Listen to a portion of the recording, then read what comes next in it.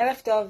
היום אני רוצה לספר לכם על פסק הדין שניתן על ידי בית הדין הרבני בפתח תקווה, שאישה זכאית לקבל רק 1/5 מן הכתובה שלה, זאת אומרת 18,000 שקל בלבד, בגלל שהיא הוכח שהיא קיימה התכתבות סקסיסטית, זאת אומרת התכתבות מינית על סקס עם קולגה לעבודה. הוכח שיותר מפעם אחת היא שלחה לו תמונות עירום שלה. אותו קולגה הוזמן לדיון חקירה בבית הדין הרבני והודה במערכת היחסים האינטימית על ידי התכתבויות הוואטסאפ. אמנם לא הייתה הוכחה שקיימה יחסי אישות, אבל נקבע כי זה נחשב לעילה שעוברת על דת.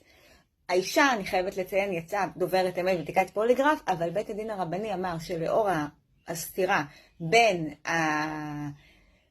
הגרסה של הקולגה לבין העובדה שכן התקיימו שיחות, אי אפשר לקבל